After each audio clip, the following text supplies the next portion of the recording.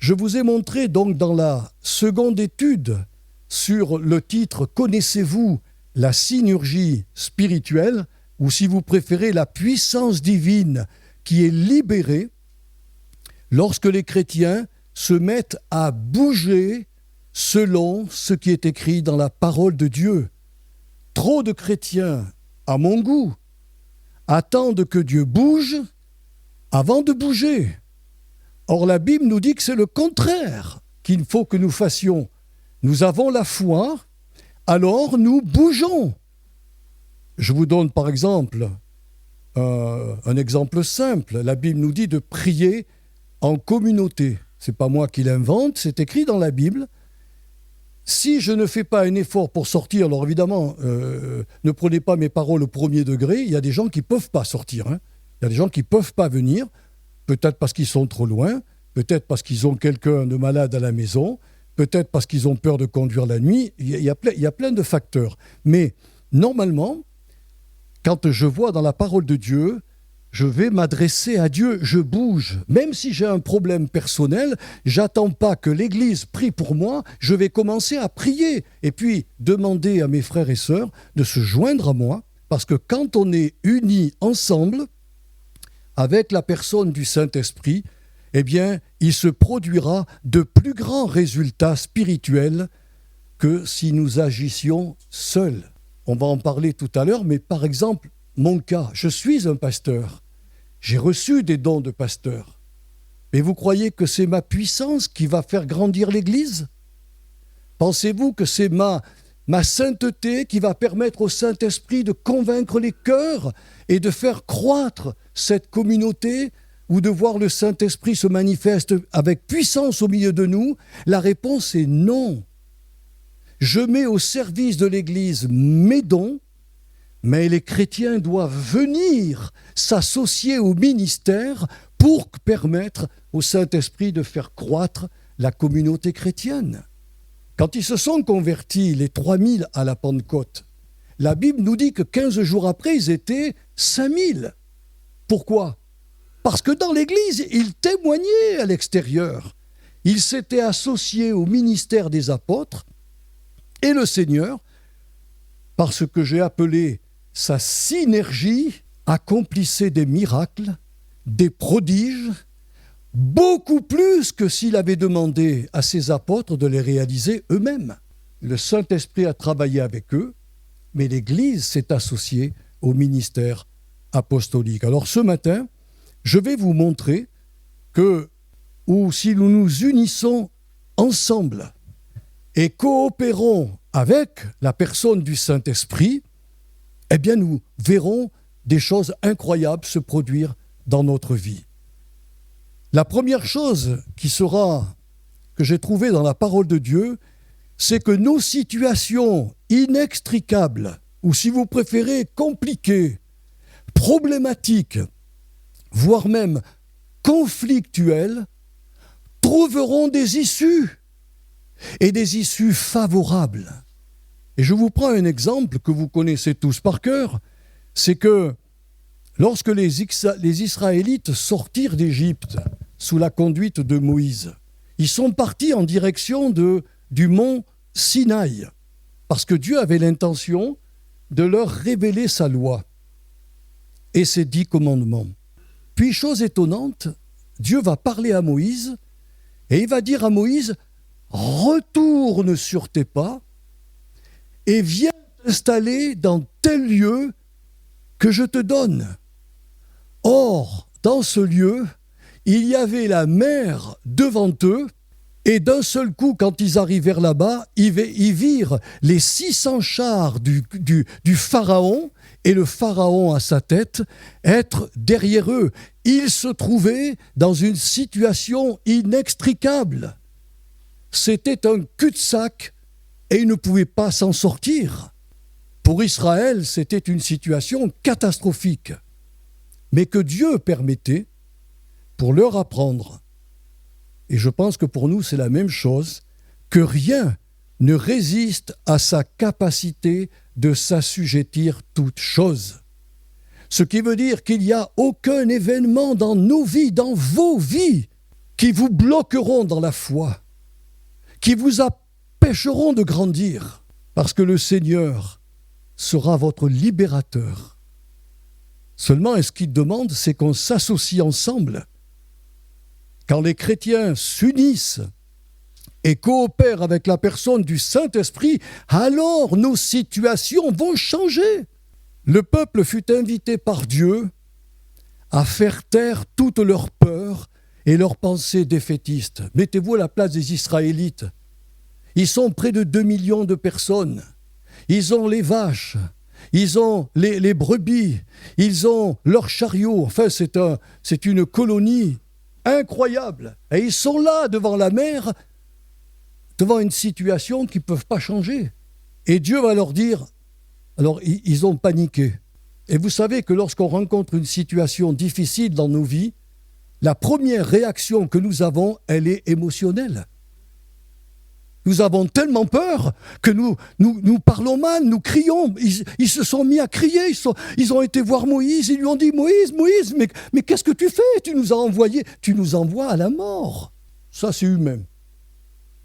Et Dieu s'est adressé au peuple au travers de Moïse. Et il a dit au peuple « Faites taire vos peurs et vos pensées défaitistes et préparez-vous à vivre une expérience hors du commun. » C'est ce que sont en train de vivre certains de nos malades qui sont sous une épée de Damoclès, où normalement ils ne devraient plus rester sur la terre, où Dieu est en train de confondre les médecins pour accorder selon sa bonté plusieurs années de vie à ces personnes, bien sûr tout en les guérissant. Et à Moïse, il lui dit « Tends ton bras avec le bâton que je t'ai donné. » Vous savez que Moïse avait un grand bâton qui, devant Pharaon, la première fois qu'il s'en est servi, ce bâton est devenu un serpent. Les magiciens d'Égypte ont fait la même chose. Moi, je n'ai jamais vu ça, hein. Mais ce qui est encore plus étonnant, c'est que le serpent de Moïse a avalé les autres serpents.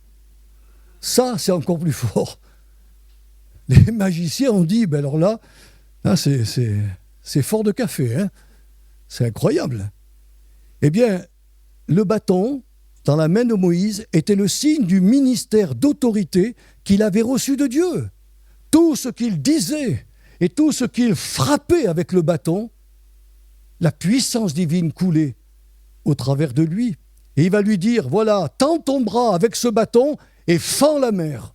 J'aurais été Moïse, j'aurais dit, Seigneur, pour faire passer 2 millions de personnes, il faut la fendre sur des kilomètres, la mer. Mais il n'a pas raisonné comme ça. Dieu lui ordonne de tendre le bâton et de fendre la mer. Il a touché la mer et la mer s'est fendue.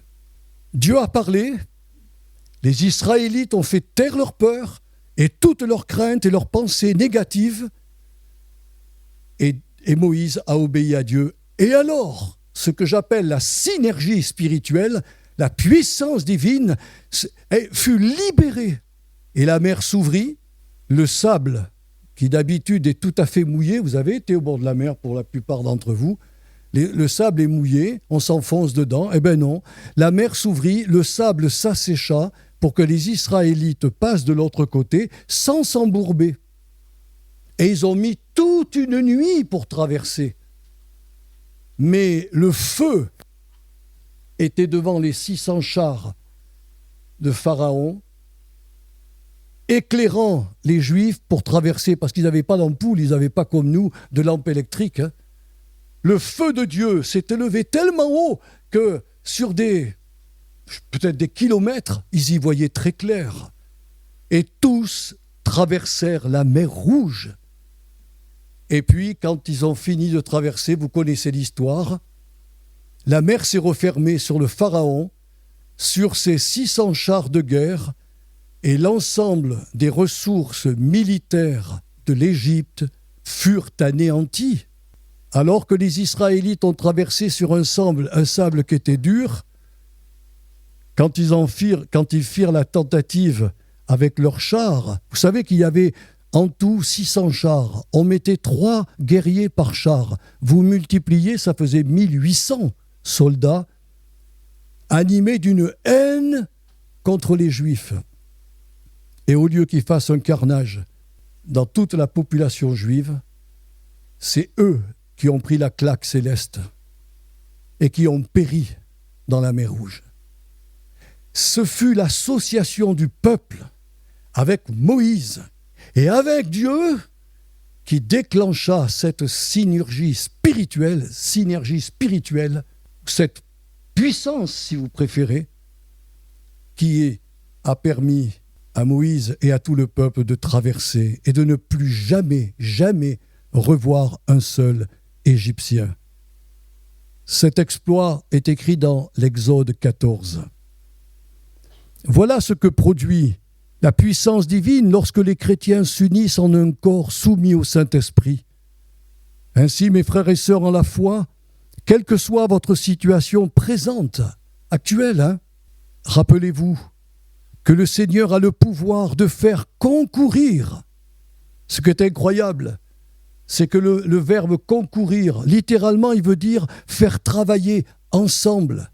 C'est le mot synergie qui est employé. C'est le mot synergie. Dieu libère sa synergie et il fait concourir ou travailler ensemble toutes choses à votre bien. Alors ne regardez pas les circonstances dans lesquelles vous vivez, même si elles sont douloureuses. Toute situation, Dieu les contrôle et Dieu en sera plus que vainqueur. La seule fois où le Seigneur ne peut rien faire, c'est quand moi, en tant qu'être humain, têtu et borné, je me jette dans une situation que Dieu ne m'a pas demandé de faire. Alors je dois revenir vers le Seigneur et me dire, Père, cette situation-là, elle est permise par toi? Elle est diabolique? Elle est simplement humaine? Montre-moi, Seigneur, et il vous donnera la conviction. Il vous parlera par sa parole. Et quand vous aurez la conviction que cette situation, Dieu la permet pour vous montrer son extraordinaire puissance, alors mes frères et sœurs, ça vaut la peine. Ça vaut la peine d'invoquer le Seigneur et de lui dire, Seigneur, je vais me joindre avec mon Église. Va prier pour ma situation. Vous vous souvenez de ce gars qui était dans les cimetières et qui cherchait à mourir? On l'avait attaché de cordes, il cassait tout. On lui met des chaînes de fer, il les a cassées. Il hurlait dans les cimetières, il voulait mourir, il ne trouvait pas la mort. Il était rempli de démons. Quand Jésus l'a libéré, la Bible nous dit que cet homme s'est retrouvé habillé comme tous les autres humains et dans son bon sens. C'est Dieu qui donne le bon sens. C'est Dieu qui répare l'être humain qui est brisé et cassé. Deuxièmement, quand les chrétiens s'unissent et coopèrent avec la personne du Saint-Esprit, leurs ennemis spirituels seront vaincus. Vous savez qu'on a tous des ennemis spirituels. Le premier ennemi qu'on a, il s'appelle Satan. Quand il s'attaque à Dieu, c'est le mot Satan qui est employé. C'est l'adversaire de Dieu. Mais quand il s'attaque à nous, humains, c'est le diable. C'est celui qui traverse nos pensées, c'est celui qui nous bouleverse, qui nous chamboule dans notre intelligence, c'est celui qui nous accable et nous oppresse. Or, dans l'Ancien Testament, Dieu a permis, quand le peuple est sorti d'Égypte, à un moment donné, Dieu a permis qu'une bande de pillards, nommée Amalek, que cette bande de pillards vienne combattre contre Israël. Alors Moïse a désigné Josué comme étant le chef de l'armée d'Israël. Et lui, il est monté sur une petite montagne, il a pris le bâton de Dieu dans ses mains et il a élevé ce bâton. Et Josué en bas voyait le bâton. Et quand le bâton était élevé, Josué remportait la victoire sur Amalek. Mais Moïse étant fatigué, ses bras se sont abaissés, le bâton de Dieu s'est abaissé lui aussi, et dans la plaine, à ce moment-là, c'est Amalek qui prenait le dessus sur Josué. Alors, il s'est passé quelque chose d'incroyable. C'est ce que je vous prêche, c'est ce que je crois, c'est ce que la Bible dit. on a deux personnages. L'un s'appelait Aaron et l'autre Hur. Ils prirent l'initiative, tous les deux, de s'associer à Moïse en tenant ses bras constamment élevés, permettant ainsi aux forces du mal d'être durablement vaincues. Dans le langage du Nouveau Testament, Amalek représente le diable et sa horde d'esprits malfaisants qui perturbent nos pensées, qui engendrent dans nos âmes et dans les églises des conflits, des problèmes, des difficultés. Si nous voulons demeurer dans la victoire de la croix du Christ, mes frères et sœurs, les chrétiens sont invités à s'unir au travail des ministères en place. Donner la main d'association comme Hur et Aaron l'ont fait, en prenant les mains de Moïse. C'est important de prier pour ceux qui ont reçu un ministère, qui sont dans des églises et qui travaillent. Ce n'est pas forcément le pasteur, ça peut être simplement un ancien.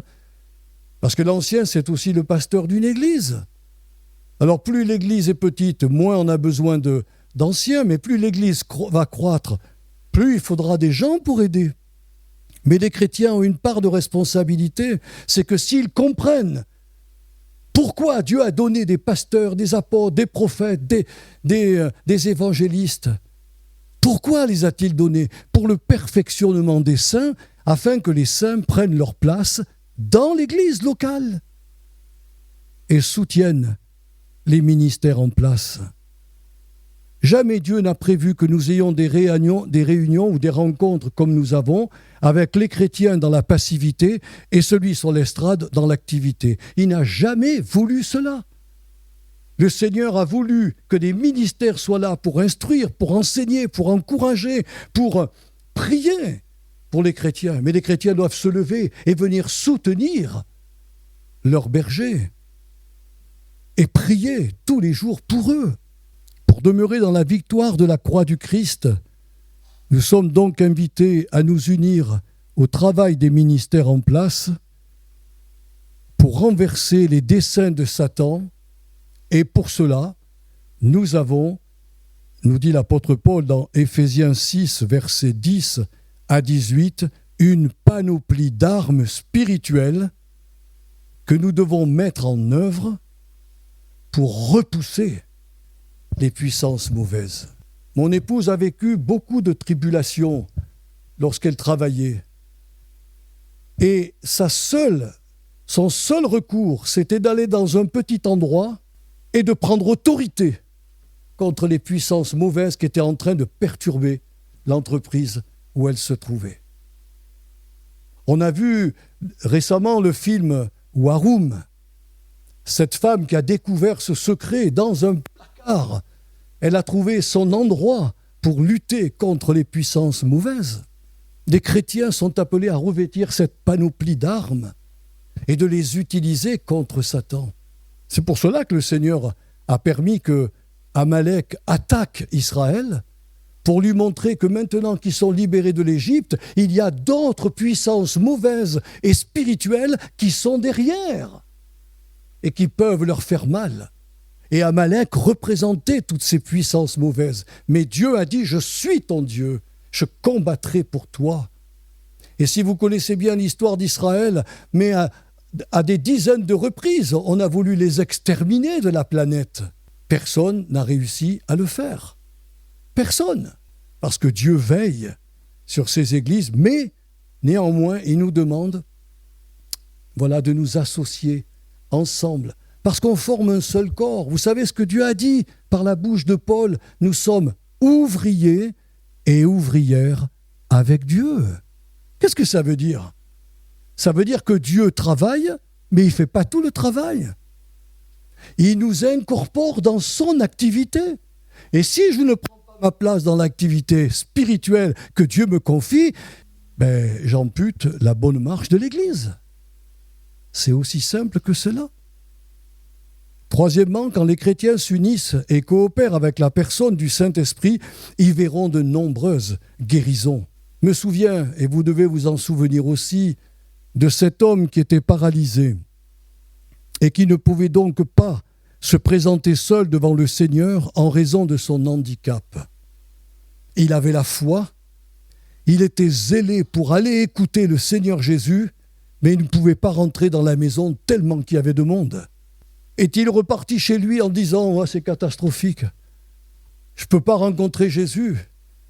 Mais il était accompagné de 4 amis qui avaient autant de foi que lui. Ils lui ont dit « Mon petit frère, on va te faire descendre devant Jésus ». Ils l'ont monté sur le toit. Alors évidemment, ce n'est pas les toits comme chez nous. Ça a été facile de découvrir une partie du toit et ils ont descendu le malade devant le Seigneur. Leur association commune permit à cet homme paralysé d'être pardonné de ses péchés et de recevoir en son corps la guérison miracle. Si nous voulons, ou plutôt si les églises veulent, goûter au surnaturel divin, comme avaient goûté les Hébreux, comme on lisait là, le chapitre 6 des Hébreux, où il est dit qu'ils avaient goûté aux puissances à venir. Ce qui veut dire qu'ils avaient vu dans l'Église des miracles. Ils avaient peut-être même eux-mêmes goûté à ces miracles.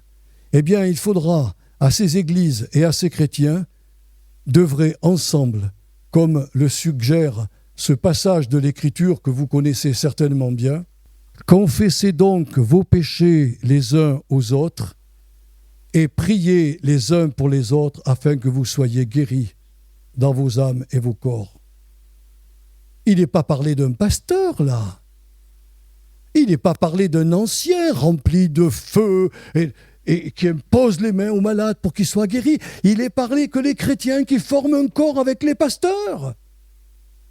S'ils sont en état de péché, qu'ils confessent leurs péchés les uns aux autres. Pardonne-moi. J'ai mal parlé sur toi. J'ai eu de mauvaises pensées sur toi. Mais je veux qu'on soit réconciliés. Et je veux qu'une fois réconciliés, je vais prier pour ta guérison. Et Dieu, dans son immense bonté, libère sa puissance pour faire dans les églises, chose qu'on voit de moins en moins, faut le reconnaître, des prodiges et des miracles. Ce n'était pas le cas dans l'Église primitive. Le Saint-Esprit était libéré parce que l'Église était rentrée dans cette puissance divine, ou plutôt les chrétiens avec le Saint-Esprit marchaient ensemble. Et le résultat était beaucoup plus payant que s'ils avaient agi seuls. Comprenez, mes frères et sœurs? Voilà pourquoi l'avant-dernière parole que je voudrais vous donner, c'est que quand les ministères de l'Évangile s'unissent, et là, je ne parle pas aux chrétiens, je parle aux pasteurs, aux anciens, aux diacres, à ceux qui servent dans l'Église. Si tous ces ministres de l'Évangile s'unissent et coopèrent avec la personne du Saint-Esprit, ils verront beaucoup plus de résultats pour le royaume de Dieu. Oh, ce n'est pas moi qui le dis, c'est l'apôtre Paul. Parce que les Corinthiens, à l'époque, glorifiaient des ministères. Oh, moi je suis de Paul. Oh non, mais moi, Paul, il est gentil, il est bien, mais moi je suis d'Apollos. Et les plus spirituels disaient, oh non, non, vous n'y êtes pas. Nous sommes de Christ. Et il y avait une scission, des problèmes dans l'église de Corinthe. Et vous savez ce que Paul a dit? Ah ben écoutez, j'ai planté, dira Paul, par la prédication de l'Évangile. Apollos, mon collaborateur, a arrosé par ses enseignements et ses instructions. Mais Dieu a fait croître nos diverses semences. Il faut que les ministères, qui sont les personnes qui sont appelées au ministère, coopèrent avec les autres ministères. Ce que je vais vous dire est la réalité que toutes les régions françaises vivent. Nous avons des gens qui arrivent de 500, 600 kilomètres et ils viennent ici et ils vont louer une salle dans un hôtel pour faire des rencontres sans avertir les pasteurs qui sont sur place. Ils œuvrent seuls dans leur propre vision. il n'est pas étonnant que l'Église ne puisse pas prospérer. S'ils sont envoyés de Dieu, qui viennent voir les autres ministères en disant « on va s'associer à vous parce que Dieu nous demande de faire quelque chose ici, mais les résultats seront pour les églises », alors tout change. Alors la synergie de Dieu se mettra en route et ils planteront, d'autres arroseront, mais c'est Dieu qui fera croître à la gloire de Jésus-Christ. Il faut donc que les ministères, que ce soit des apôtres, prophètes, évangélistes, pasteurs, enseignants, anciens et diacres, qui veulent expérimenter cette synergie spirituelle, ils doivent apprendre à s'unir, ou plutôt à unir leurs talents et leurs dons spécifiques, sans chercher à entrer en compétition les uns avec les autres. Alors, que les ministères s'unissent au lieu de chercher à entrer en compétition les uns avec les autres. Combien de fois j'ai entendu « mais je vais dans cette église parce qu'il y a la puissance du Saint-Esprit. Ah, parce que dans l'autre, elle n'y est pas ?» Oui, il y a des gens qui pensent ça. Ils prennent leur voiture, ils font même des centaines, voire des milliers de kilomètres pour aller voir tel et tel serviteur de Dieu. Il n'y a rien de mal à aller dans une rencontre pour se faire du bien. Mais si dans mon cœur, j'adule cet homme ou cette femme, je suis à côté de la plaque. Et c'est pas bon. Et je terminerai par cette réflexion que si les chrétiens de nos églises locales s'unissent et coopèrent avec la personne du Saint-Esprit, leur sacerdoce de prêtre et de prêtresse sera béni et productif. En fait, nos églises locales, qu'elles soient petites ou grandes, sont semblables aux membres d'un corps humain où chaque élément est doté d'une fonction spécifique pour maintenir l'âme et le corps en pleine forme. Imaginez que demain matin, mes poumons disent « Eh bien, c'est terminé, mon ami, je ne bosse pas avec le foie, je ne veux plus travailler avec ton estomac, il n'est plus question que le sang vienne nous alimenter, on en a marre. Qu'est-ce qui va m'arriver ? Je vais mourir. » Nous sommes en vie que parce que tous les éléments de notre corps travaillent, coopèrent ensemble pour nous maintenir en vie. Le jour où quelqu'un a un problème dans un de ses organes, il est soigné par la médecine ou il meurt. Eh oui. Alors, ceux qui dans l'Église sont peut-être des yeux, ou la langue, parce qu'il faut bien qu'un prédicateur parle, ou peut-être des pieds, que toutes ces personnes-là ne rejettent pas ceux qui ne sont que des mains ou des oreilles. Vous comprenez, mes frères et sœurs ? Les plus petits parmi nous ont quelque chose à nous apporter. Et si ce quelque chose n'est pas mis en œuvre, l'Église est amputée. C'est indéniable, indéniable. Alors, ce que je voulais vous dire en terminant, c'est, je vais vous le dire par une lecture. C'est dans Jacques, chapitre 1er, versets 22 à 25. Mettez en pratique la parole et ne vous bornez pas à l'écouter, en vous trompant vous-même par de faux raisonnements. Car si quelqu'un écoute la parole et ne la met pas en pratique, il est semblable à un homme qui regarde dans ce miroir son visage naturel, et qui, après s'être regardé, s'en va et oublie aussitôt quel il était.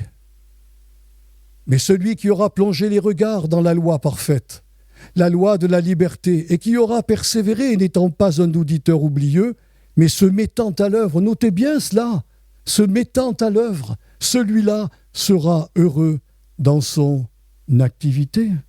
Nos oreilles ont la capacité de faire deux choses, de nous transmettre le message de Dieu et de nous le faire comprendre. Et un jour, Jésus a dit que celui qui a des oreilles pour entendre, entende. Ce qui veut dire que si quelqu'un ne veut pas, après avoir entendu la parole de Dieu, se mettre à l'œuvre et changer, c'est son problème devant le Seigneur. Mais le rôle des prédicateurs, c'est de leur dire « Bougez, mes frères et sœurs, bougez !» Parce que quand vous le faites, alors derrière votre mouvement et votre association aux autres chrétiens et au ministère en place se cache une puissance incroyable que j'ai appelée la synergie spirituelle qui se trouve dans la Bible. Qui se trouve dans la Bible. Quand Dieu a dit « Mettez en œuvre votre salut », vous connaissez ce passage. Dans nos traductions Louis II, il est dit « Travaillez à votre salut », ce qui peut sous-entendre qu'on doit faire des efforts pour garder son salut. Ce n'est pas ce qui est écrit. Il est écrit tout simplement « Mettez en œuvre le salut que vous avez reçu. Ayez le courage de bouger. » Et il rajoute « Car c'est Dieu, par sa synergie spirituelle, qui crée en vous le désir et la réalisation de son désir. » Vous me comprenez, frères et sœurs? J'ai donc donné 3 messages sur la synergie spirituelle. Ils sont tous dans notre ordinateur et on peut tous les avoir avec une clé USB. Réécoutez-les. Nourrissez-vous. Et surtout, le passage qu'on a lu ici concerne pas que les chrétiens, concerne les pasteurs, les anciens, les enseignants, les diacres, les apôtres et les prophètes. Tous, nous nous voyons dans le miroir de la Bible et ça serait de la folie de tourner le dos en disant « j'ai pas besoin de changer ». Ce serait de la folie. Alors on va faire une prière et ensuite on va chanter un dernier chant ensemble. Père Saint, merci de m'avoir permis de libérer sur 3 messages cette pensée que j'ai trouvée dans l'Écriture. Mon Dieu, je te rends grâce parce que lorsque tu nous as sauvés pour un but. Seigneur, qu'on soit des témoins remplis du Saint-Esprit, des témoins de Jésus-Christ. Alors parfois, Seigneur, nous sommes des petits enfants et tu acceptes cet état de petit enfant. Mais tu veux qu'on grandisse. Tu veux qu'on arrive jusqu'à l'âge adulte, mature, où nous allons bouger pour toi, nous unir à nos frères et à nos sœurs, ne pas être simplement des auditeurs qui oublient après le culte ce qui a été prêché. Oh, ça nous arrive tellement souvent, pardonne-nous Seigneur. Mais permets-nous d'écouter à nouveau ces messages et qu'ils soient gravés jusqu'au fond de nos cœurs pour que notre volonté bouge et que ainsi l'Église, avec les ministères, nous voyons la puissance de Dieu être libérée dans les lieux de culte et dans, je dirais, nos familles respectives. Je donne gloire à Jésus ce matin. Je bénis le Saint-Esprit de ce qu'il a pris, de ce qui est à Jésus et me l'a donné pour que je le retransmette à mes frères et à mes sœurs. Aide-nous, ô cher Esprit Saint, à vivre, à nous laisser transformer lorsqu'on se voit dans le miroir de la Bible et à mettre en pratique ta sainte et glorieuse parole. Je bénis mes sœurs ce matin, je bénis mes frères ce matin, je bénis tous ceux qui en Afrique vont écouter ce message, je les bénis dans le nom puissant de Jésus-Christ. Et je prie pour que cette puissance divine, merveilleuse, soit libérée sur chaque chrétien, chaque chrétienne, pour que nous puissions te servir, Seigneur, en bonne santé, aussi bien dans nos âmes que dans nos corps, car tel est ton désir. À toi reviennent gloire et honneur par Jésus, ton Fils bien-aimé. Amen.